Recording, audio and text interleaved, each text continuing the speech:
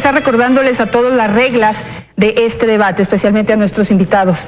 Cada intervención tendrá una duración de 2 minutos. Faltando 15 segundos para que termine el tiempo, un timbre de advertencia sonará para que quien esté en el uso de la palabra termine su idea. Un nuevo timbre indicará que su intervención ha concluido.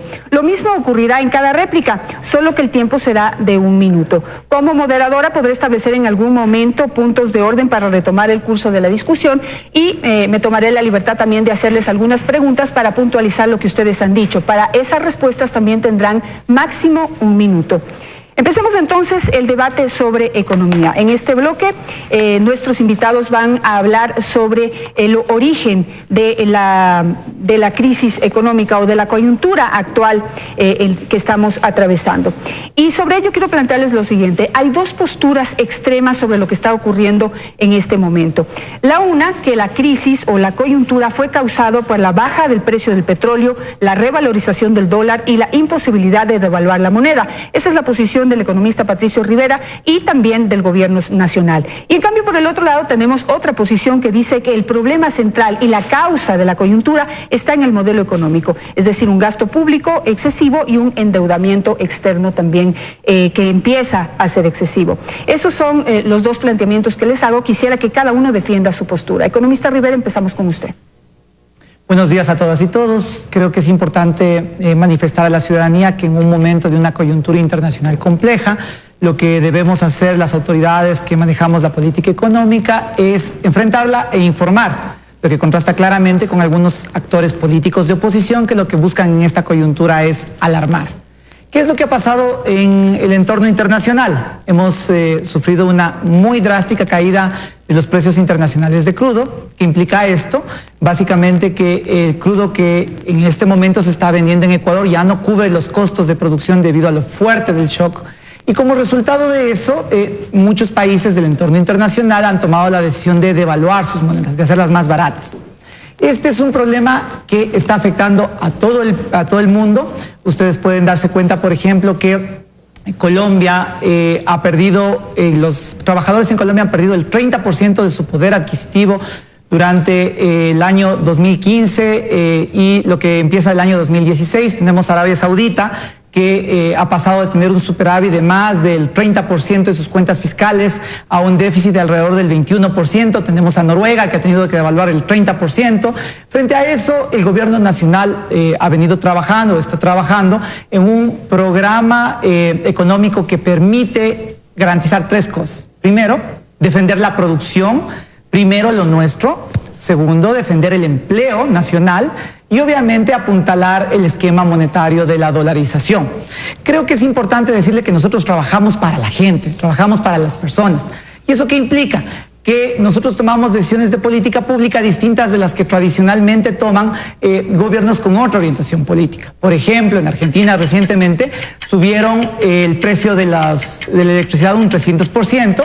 Por ejemplo, en Colombia los activos de los colombianos han perdido un valor de alrededor del 50, 60, 70%. La riqueza de los colombianos en el mercado de valores ha perdido valor y como resultado de eso se han visto afectados. Nosotros hacemos cosas distintas. Gracias, ministro. ¿Cuáles son las causas de la coyuntura actual, economista Dajic? Un modelo económico que privilegió y se sustentó en el gasto público y que nunca entendió que una dolarización no podía tomar el riesgo de generar un déficit de balanza de pagos, porque eso impacta en el medio circulante, eso produce una caída de la producción y precisamente lo que más dice el ministro, que es tratar de proteger el empleo que ya sabemos que está en una situación precaria. Ese modelo de abuso del gasto público es lo que llevó a la situación actual. El petróleo es un detonante. Noruega acumuló 760.000 millones de dólares de fondos para absorber esta emergencia. Arabia Saudita, menciona el ministro, fondos por 800.000 millones de dólares. El Ecuador los desmanteló y se comió la reserva monetaria. Quiero indicar que para el año 2012, 2013, la situación de liquidez de la reserva era aún peor que hoy. Antes de la caída del precio del petróleo ya estaba ese tumor. Es decir, el problema es un modelo en el cual el gasto público fue absorbiendo todo, consumiendo todo. Y el problema más grave hoy es no querer reconocer eso, y al no reconocer eso, no estarse haciendo lo correcto. Se va, por ejemplo, en una situación de súplica a pedirle a Schlumberger plata para pagar el 13º sueldo y el sueldo de diciembre, y obviamente esa no es la manera en la cual la joya de la corona se debe negociar, porque se está en una condición de debilidad. No se reconoce que lo fundamental en estos momentos, el primer paso es armar un paquete financiero que permita recuperar la confianza, que permita ir al mercado internacional y volver a recuperar credibilidad para poder reestructurar la deuda. Entre paréntesis, yo nunca he dicho que la deuda es excesivamente alta. Yo lo que he dicho es que está en términos terribles. Gracias, economista. Su réplica, economista Rivera. Creo que los gobiernos que iban en ton de súplica a pedir apoyo de los organismos internacionales son los de la década de los 90, precisamente. Segunda cosa, me parece que está un poquito atrasado en información, economista Dajic. Si usted revisa la liquidez y las cuentas de la banca privada, se va a dar cuenta que en los 2 últimos meses los depósitos del sistema financiero han incrementado, ya no están cayendo. Y como resultado de eso, la liquidez de la economía empieza a estabilizarse, como resultado de un programa que está dando sus resultados.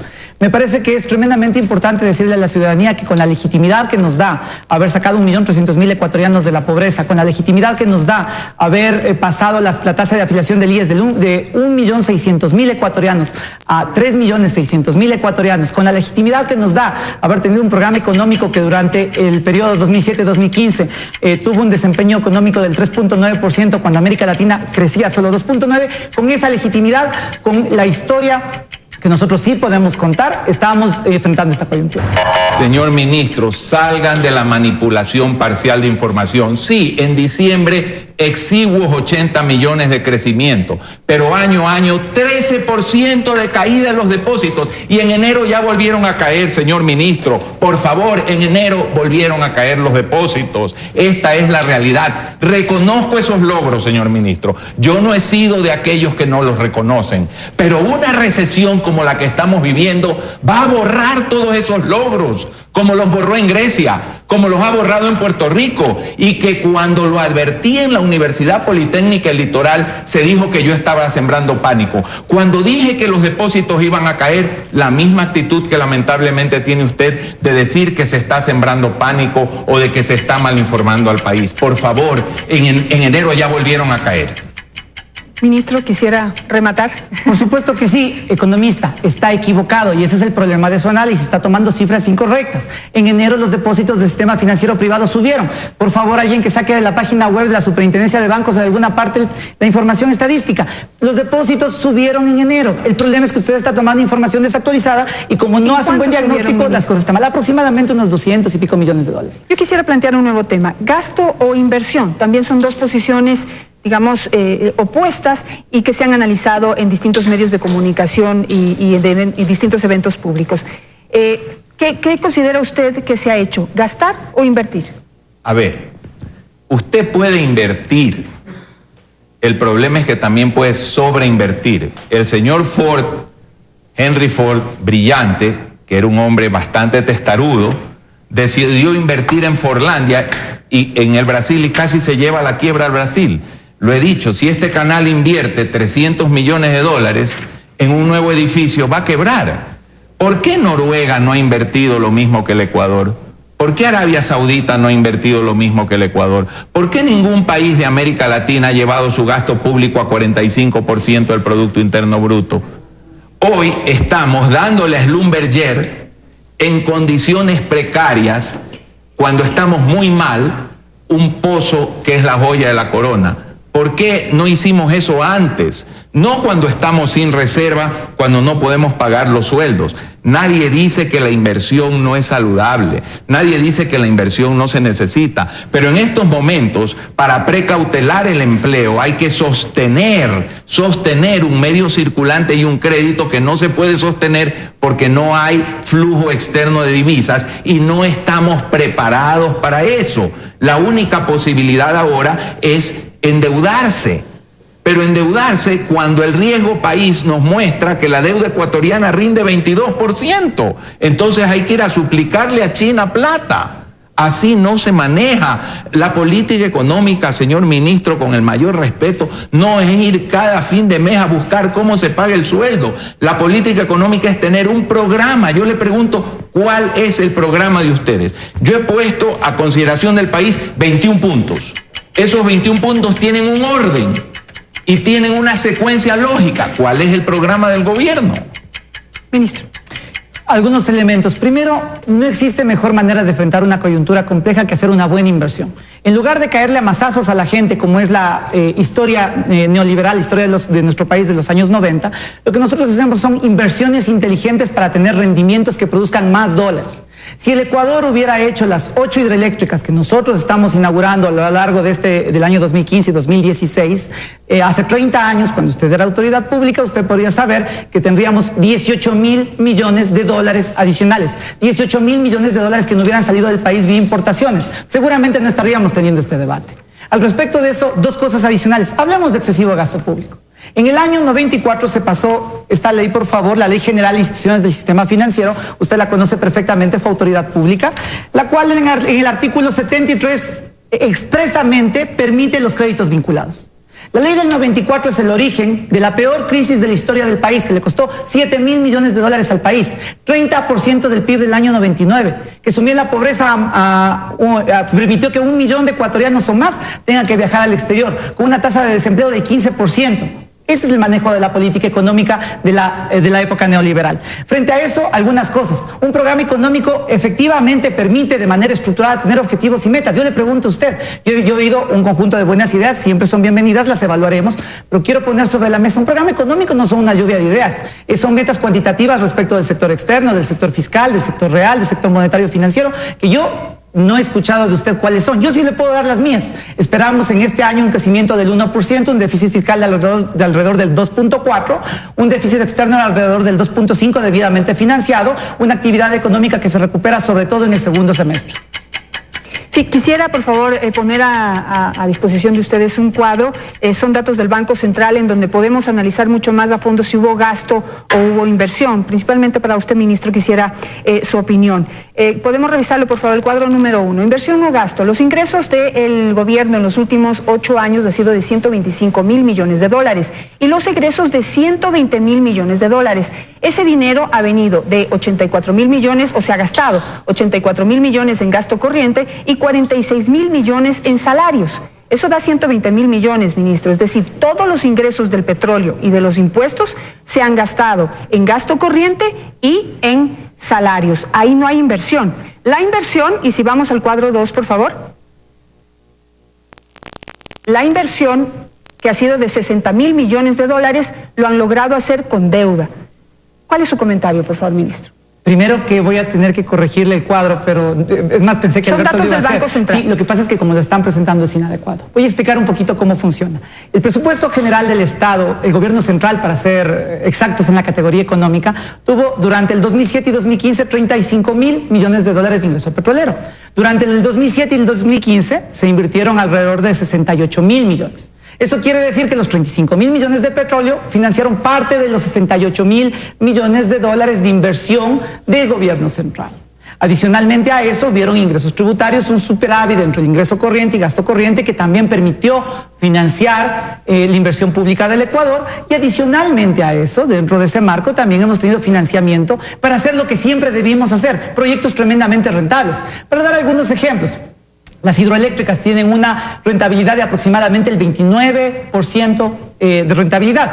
Cuando ustedes revisan los proyectos de riego, de control de inundaciones, ¿qué le estamos diciendo a los agricultores? Que cientos de miles de hectáreas de riego en el Ecuador no se van a perder si hay un fenómeno del Niño. Que la tasa interna de retorno de esos proyectos puede ser del 100% en algunos casos. Es decir, toda la inversión que hemos venido haciendo en este tipo de proyectos se recuperan en un año. Ese es el dogma contra el cual estamos luchando, el dogma neoliberal de creer que toda inversión es mala, cuando no es así, cuando se confunde gasto con inversión, que es justamente lo que ustedes estaban haciendo en pantalla. Gracias, ministro. ¿Inversión o gasto? Ha habido inversión y ha habido gasto, ha habido las dos cosas. Las cifras no me voy a poner a discutir en el tiempo que tenemos aquí. Lo que veo es el resultado de hoy. Usted no puede en una circunstancia como hoy, en que no hay liquidez y la economía se contrae, ir a vender carreteras. Usted no puede ir a vender una central hidroeléctrica no terminada. Y como la caída del precio del petróleo era muy previsible y las consecuencias de esa caída del precio del petróleo terribles, como la estamos viendo, el país no estuvo preparado. Se abusó de ese gasto, como lo he dicho. Pero ahora vamos a las cifras del ministro. Usted dice, ministro, que el país va a crecer. Yo le firmo que hay recesión el 2016. Se la firmo aquí y nos veremos el mes de diciembre y veremos quién tiene la razón. Basta. Su IVA, ministro, cayó 18% en el mes de diciembre respecto al año anterior. ¿Cómo puede usted pronosticar crecimiento de la economía si el IVA le cae 18%, que es un reflejo de las ventas? Es que no están manejando la realidad. Vayan, hablen con los empresarios. En un escritorio no está la realidad del país. Vaya, hable con los empresarios que han sido acosados con una exceso de regulación, sin estímulos a la producción, y verá usted lo que está pasando en el Ecuador. Cuando advertí la caída de depósitos se me dijo terrorista económico. Ahora usted me dirá algo por decirle que el 2016 va a haber recesión en el país y no, como usted dice, un crecimiento de 0.5, porque no puede haber, con el efecto ya acumulado de lo que hemos vivido estos últimos meses y con la falta de recursos externos, porque el país no puede recuperar credibilidad si no arma un paquete, un programa con los organismos internacionales. Usted ha menospreciado, ha criticado los acuerdos, ha dicho que, por ejemplo, sí, usted participó en la elaboración del acuerdo con el Fondo Monetario cuando Mauricio Pozo era ministro de Finanzas, y dijo que solamente le dieron al Ecuador X cantidad, pero no reconoce que ese acuerdo con el Fondo Monetario abrió 4.000 millones de dólares de líneas para el país. Y hoy el Ecuador puede sacar entre todos los organismos en un programa multianual 12.000 millones, 10.000 millones que no los puede sacar en ningún otro lado, y se prefiere endeudar a tasas altas. Gracias, economista. Una contrarréplica, por favor. Primero, nuevamente está equivocado. Usted pronosticaba que el año anterior íbamos a tener decrecimiento. El crecimiento fue positivo, alrededor del 0,4% del PIB. Eso nos dan las cuentas nacionales. Segundo, le repito nuevamente, su diagnóstico también de depósitos fue errado. Tercero, quiero hablar sobre el año 2016, pero antes de eso me voy a referir a la supuesta falta de financiamiento. Indudable que en una coyuntura tan compleja a nivel internacional hemos tenido afectación. Quien crea que puede salir ileso de un shock como el que hemos tenido en este momento, está loco. Indudablemente vamos a tener afectación, pero a pesar de la magnitud del shock que hemos tenido, seguimos siendo la segunda economía con menos desempleo en la región, seguimos siendo una economía que crece, seguimos siendo una economía que genera actividad económica. Indudable que en estos meses hemos tenido una afectación, indudable que tuvimos atrasos en diciembre, que eso explica por qué hubieron algunos efectos en términos de lo que usted se refiere, pero también en enero hemos logrado ponernos al día con el 90% de los proveedores. 54.000 proveedores están al día de lo que no estaban al día en diciembre. Otra cosa adicional que me parece que es importante decirlo, organismos internacionales. Usted se refería hace un instante que nosotros despreciamos a los organismos internacionales. Mentira. Somos el caso de éxito en desembolsos con el BID, con la CAF, con el Banco Mundial estamos trabajando fuertemente y también nos va muy bien, con el Banco Europeo de Inversiones, con el FLAR. Somos el caso de éxito en la región de utilizar financiamiento multilateral barato y no solo atados a proyectos, sino de libre disponibilidad. Gracias, usted erróneamente atribuye a un programa con el fondo. Muchísimas gracias, ministro. Vamos con otro tema. Voy a plantear el tema del petróleo. Desde 1973 el Ecuador ha basado su economía en los ingresos petroleros. A pesar de los cuantiosos ingresos que en total hemos recibido, seguimos siendo considerados un país pobre y del tercer mundo. Economista Dajic, ¿podemos vivir sin petróleo? El Ecuador tiene una gran dependencia del petróleo. El Ecuador produjo un modelo que lo hizo más vulnerable a ese elemento tan importante como es el petróleo. El ministro decía, no podemos salir ilesos, obvio, pero mire cómo está saliendo Noruega, mire cómo está saliendo Arabia Saudita usando de sus reservas, de sus fondos que han sido menospreciados, que han sido ridiculizados por los gestores de la política económica. El punto es ese.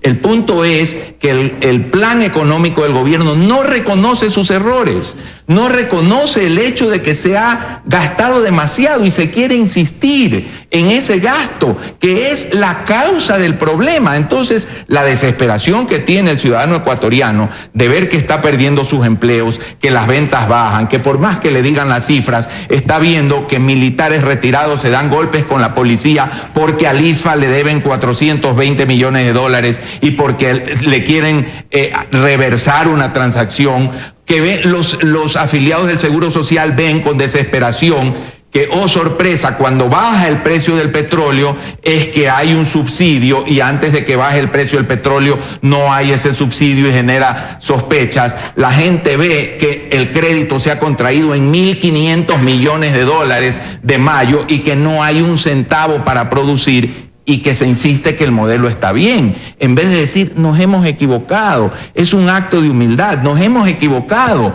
Yo he escuchado un video que está en las redes sociales del presidente Chávez diciendo, pónganme el petróleo a cero y Venezuela no entra en crisis. Y he escuchado decir que estamos preparados para un petróleo de 20 dólares. Es decir, se maneja la información, se dice lo que políticamente conviene y no se dice lo que hay que hacer en economía y despolitizarla. Economista Rivera, ¿podemos vivir sin petróleo? Si hacemos las inversiones correctas, sí. La manera correcta de enfrentar una coyuntura de este tipo, lo que debió haberse hecho hace décadas atrás y no se hizo, era precisamente invertir en proyectos que nos generen dólares. Invertir en proyectos que sustituyan importaciones, invertir en proyectos que le den la posibilidad al Ecuador de tener otras fuentes de recursos. La economía petrolera en el Ecuador ha ido perdiendo, minimizándose respecto de la economía no petrolera. Para que tengamos cifras, en el año 2006 el valor agregado petrolero era el 14% del PIB, fue cayendo año a año hasta que en este momento estamos en alrededor del 10% del PIB. No quiere decir que todo el trabajo esté hecho. Quien piense eso definitivamente está loco. Lo que está pasando es que estamos yendo en la ruta correcta y recuperando el tiempo perdido de décadas y décadas en que no se hizo nada. Hablemos de los fondos petroleros. Usted ha dicho públicamente varias veces que si tuviéramos los fondos petroleros habríamos tenido entre 5.000 y 9.000 millones de dólares para enfrentar esta coyuntura. Quiero comentarle que yo conozco muy bien de estos temas, fui funcionario de carrera, orgullosamente servidor público de carrera del Ministerio de Finanzas desde el año 2000 y por eso conozco que el Fondo de Estabilización Petrolera, más bien dicho, el Fondo de Ahorro y Contingencia, como se llamaba el fondo que se utilizaba para la caída de los precios de crudo y para los contingentes externos o domésticos, hubiera tenido 0.8% del PIB a junio del 2014. Pero no solo eso, si hubieran leído la ley se hubieran dado cuenta que lo máximo que podía tener el fondo, porque eso dice la ley, era 2.5% del PIB. 2.500 millones. Hablemos un poco sobre la seguridad social. La seguridad social nunca ha estado tan bien como con este gobierno. Recuerde usted cómo saqueaban la seguridad social. Recuerde usted que la seguridad social no tenía ingresos suficientes para cubrir sus gastos. Hemos aumentado 2 millones de personas dentro del sistema de seguridad social. Las prestaciones del servicio de salud integrado han crecido desde unos 14.000 atenciones entre el IES y la salud pública a más o menos 30, 35 millones de atenciones. Estamos haciendo lo correcto. Réplica, economista. No se trata de decir qué decía la ley, se trata de la posibilidad económica de cuánto pudo haber acumulado el Ecuador. Eso es lo que hay que ver, ministro. El país pudo haber acumulado como Bolivia, que tiene las reservas monetarias en relación al Producto Interno Bruto más altas del continente, que fue prudente a pesar de ser un exportador de hidrocarburos. Por favor, le recomiendo que no le diga a los asegurados que el Seguro Social está en la mejor situación. Tengo entendido que este mes están atrasados hasta en el pago de sueldos. Por favor, no le diga al país que la cosa está bien cuando está viendo a militares peleando con policías por falta de recursos. Sinceremos las cifras. ¿Cuánto se le debe a las empresas petroleras? ¿Cuánto se le debe al ISFA, al ISPOL y a todas las instituciones que hay atrasos? ¿Cuánto se debe a los organismos sesionales? Retenciones del IVA que no están en la contabilidad y que están generando esta gran recesión en el Ecuador. Gracias, y que no se la quiere reconocer. Nos vamos a ir a un corte comercial, pero dejo planteada la siguiente pregunta. ¿Podemos vivir de los impuestos que nos cobran a los ecuatorianos? Y yo digo que sí, pero si ambos representantes de ambos modelos, en su caso, hubieran cobrado los impuestos a los principales contribuyentes del país, es decir, los grandes empresarios, 125 grupos al día, pero, economista Rivera, ustedes tampoco le han cobrado los impuestos a los grandes grupos económicos del país. Y quisiera que me muestren, por favor, el cuadro 3 y 4. ¿Podemos verlos? Ahí tenemos. Los ecuatorianos comunes y corrientes terminan pagando 22% de sus ingresos en impuestos. En cambio, los grandes grupos económicos solo han pagado el 2.2% de sus ingresos. El año pasado, el 2014, recibieron 48.000 millones de dólares en ingresos los grupos económicos y solo pagaron el 2.2%. Les veo sus caras, así que por favor me los ponchan porque nos vamos a comerciales para que me respondan ese cuestionamiento.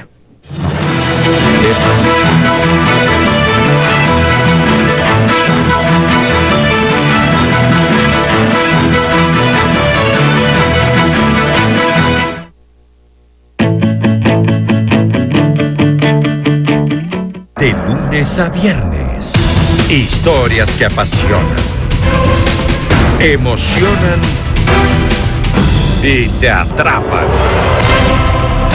Déjate tentar por las noches de Teleamazonas, de lunes a viernes a partir de las 9 de la noche.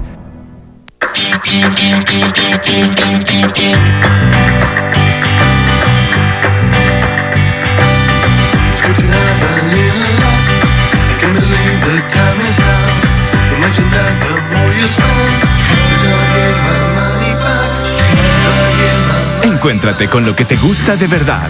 Discover, la única tarjeta que te da lo que realmente quieres. Cashback, tu dinero de vuelta siempre. Aceptada en la red Diners Club en todo el país. La clave de una piel joven está en tus células. Nueva Nivea Celular Antiedad con extracto de magnolia y ácido hialurónico estimula la renovación celular. Dentro de tu piel, las células se comportan como si fueran jóvenes, se reducen las arrugas y la piel de aspecto cansado. Nuevo tratamiento Nivea Celular Antiedad.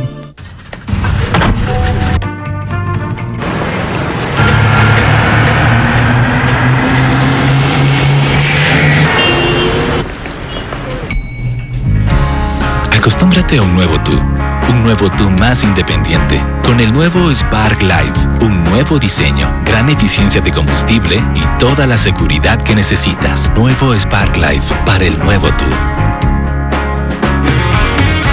Chevrolet, find new roads.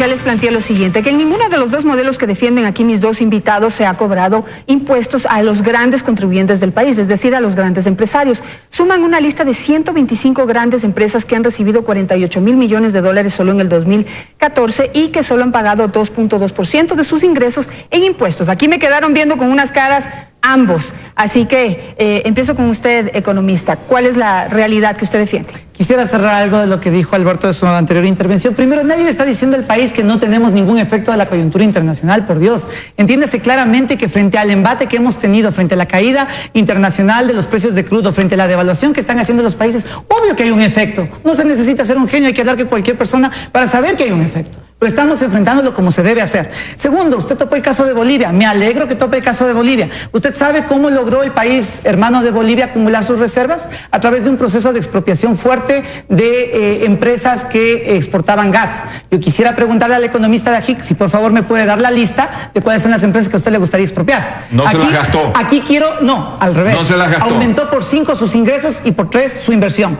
Aquí quiero dejar absolutamente claro que el economista de AGIC está de acuerdo con ese proceso. Nosotros creemos que en esta coyuntura es un poco más, es importante seguir otra ruta. Pero le tomo la palabra, espero la lista.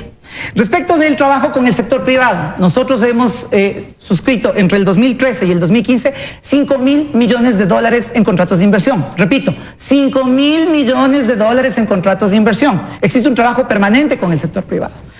Finalmente, el tema de los gastos. Señores, no todo es gasto, hay acumulación. El país tiene activos.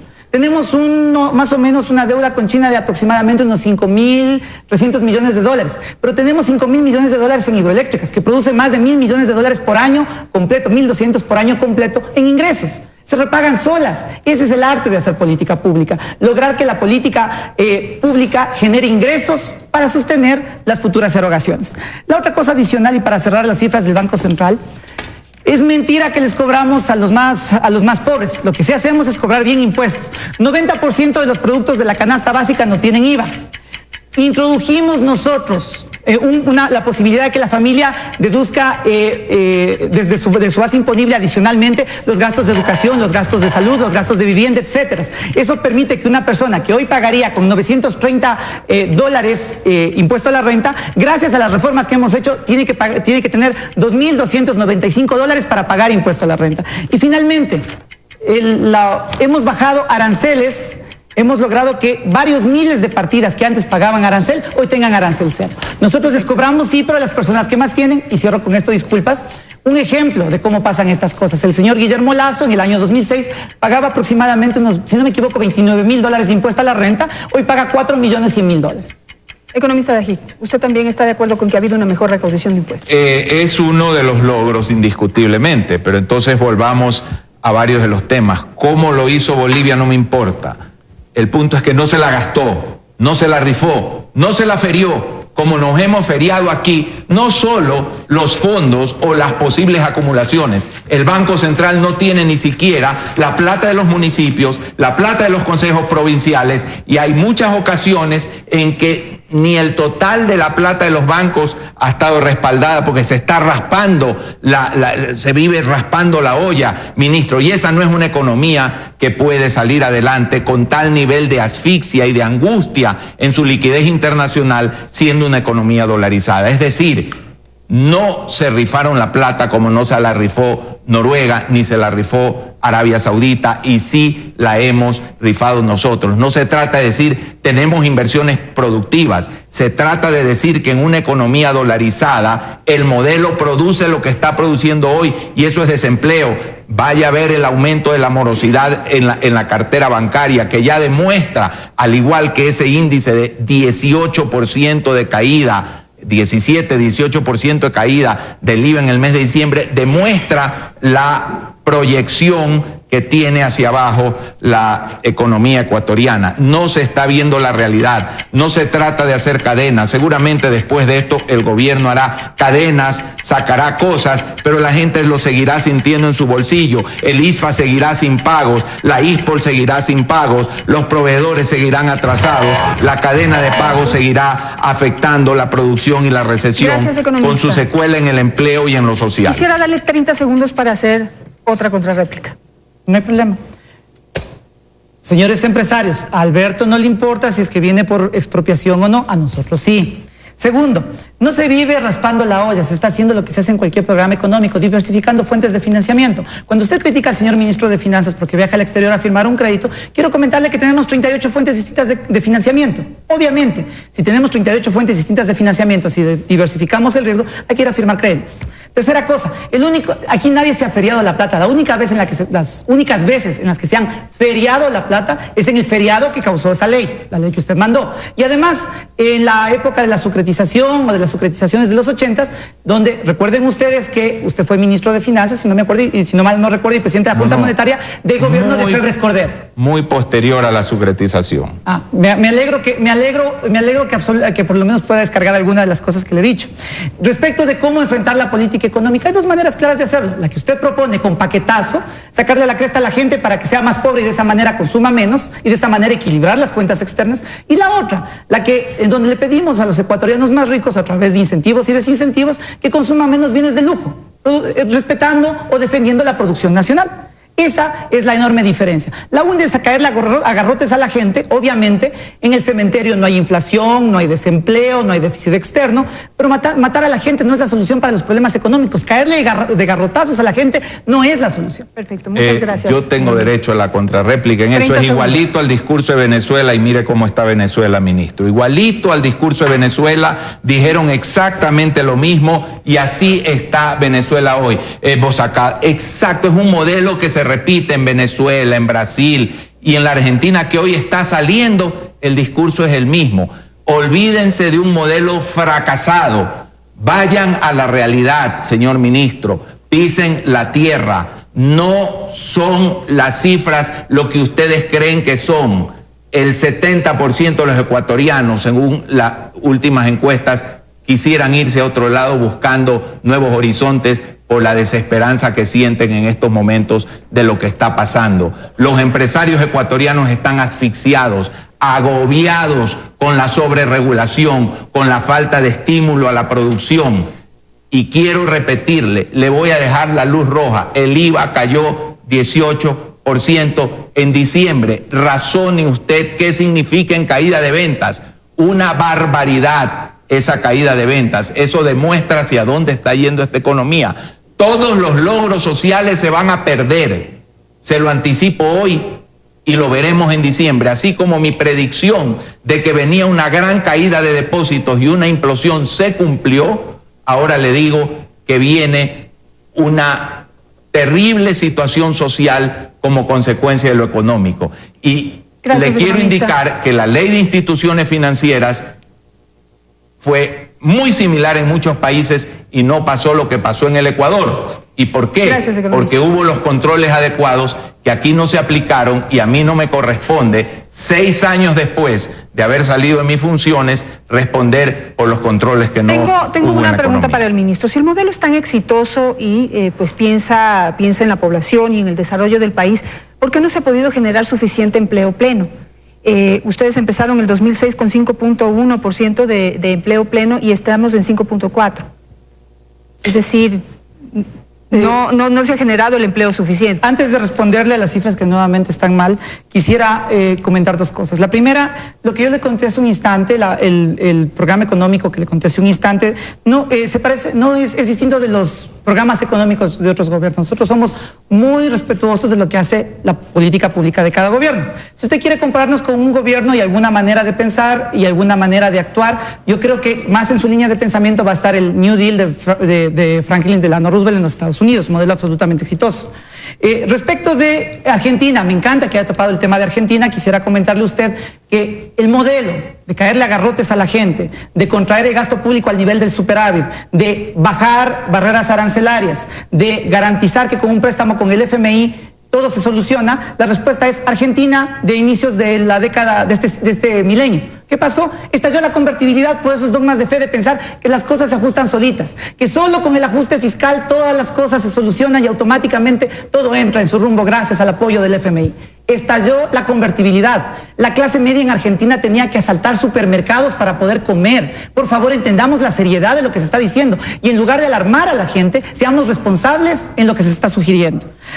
Además, le repito nuevamente, tiene cifras incorrectas, como fueron incorrectas sus cifras del PIB del año 2015, como son incorrectas sus cifras de los depósitos del sector privado financiero, como son incorrectas muchas de las proyecciones que usted ha hecho, serán incorrectas las de este año. Cierro con una última cosa que me parece que es importante y ahí le respondo lo de empleo. Es 51-54%. Le agradezco mucho. Antes de este gobierno, el empleo inadecuado, el subempleo más las otras formas de empleo inadecuado, era mayor que el empleo adecuado. Este gobierno por primera vez logró que el empleo adecuado urbano sea mayor que el subempleo, el empleo inadecuado. Es un éxito en términos de la historia del país haberlo logrado. Pero si se compara este gobierno con el boom petrolero del 73, que me parece que es lo más adecuado, porque compararlo con los otros gobiernos no es tan equitativo. Al compararlo con el boom petrolero del 73 al 78, ellos lograron un 65% de empleo adecuado. Entonces, ahí vemos que como que el éxito es mucho mayor en el pasado que ahora. Varias cosas. Primero, yo he oído de varios analistas económicos referirse al famoso boom. Y lo que hacen, perdonen, pero es para cualquier estudiante de economía se sabe que esto es un error, toman el precio del crudo, lo deflactan en términos reales, es decir, lo tratan de poner en cifras comparables y esa es la demostración de que en este momento hemos tenido un boom petrolero. Respuesta, para cualquier persona que sabe economía, las utilidades, el famoso boom, las ganancias, son al menos el resultado de 3 variables: precios, costos y cantidades. Cualquier persona que hace el más mínimo comercio sabe que uno no solo analiza precios, costos y cantidades. ¿Qué quiere decir esto? Que cuando se hacen las comparaciones correctas, por ejemplo, en la época del economista Dají, cuando fue vicepresidente, el precio del crudo fue en promedio $14. Llegó a tener en algún momento un precio de entre 8 y 9 dólares. Pero los costos de producción del barril eran de 2,27. En la actualidad estamos hablando de que los campos petroleros son bastante mayores, son mucho más viejos. Como resultado de eso hay que tener mayor inversión porque su declinación es más fuerte. El costo de producción de un barril es del de alrededor de $24 y el precio internacional está en 20. Entonces hay que ser muy prolijos cuando se hacen estos análisis. Si usted revisa el ingreso en términos comparables que por cada ecuatoriano ha tenido el gobierno central, desde el año 1971 hasta acá, se van a dar cuenta que tenemos más o menos el promedio de lo que ha habido dentro de estos, de todos los años de extracción petrolera del país. Pero de todas maneras el resultado del empleo pleno es mayor allá, pero... Janet, no, es que, gracias ministro, gracias. Me tocó ser responsable por delegación del presidente de manejar la economía con esos precios de petróleo y tuvimos una guerra y no pasó nada. Y ahora usted dice es 20, si el precio del petróleo es 80, usted tiene 60 de margen. Yo tenía $6 de margen, ministro, y no pasó nada. Y usted con 60, 10 veces más por barril, está en asfixia, después de haber recibido la más grande cantidad de recursos de la historia del país. Por favor, mire el margen que usted ha tenido. Si sus costos subieron a 20, el precio subió en una proporción muchísimo mayor. Volverá usted a tratar de usar cifras. El país conoce y sabe que nunca antes hubo una cantidad de recursos como la que ha existido ahora, y a pesar de eso, el país no tiene reserva monetaria, está en asfixia, está impago, su riesgo país es altísimo, solo Venezuela lo supera y no puede arrancar. Por favor, pisen la tierra, hablen con los empresarios, hablen con la gente y dense cuenta de lo que está pasando en este país y el enorme costo social que está ya ocurriendo en el Ecuador. Advertí que las recesiones no son una cifra, no son un número, son desempleo, son pobreza, y las recesiones borran de un plumazo los logros sociales. Mire Grecia y Puerto Rico, 9 años de recesión tiene Puerto Rico, 7 años de recesión tiene Grecia. Así se comportan las economías sin moneda propia, y eso es lo que se debió haber previsto antes de llevar al límite los riesgos de una economía dolarizada como los han llevado. Nos vamos a un corte comercial. Ya regresamos ahora para hablar de endeudamiento y también para empezar a plantear las salidas a esta crisis. Ya volvemos.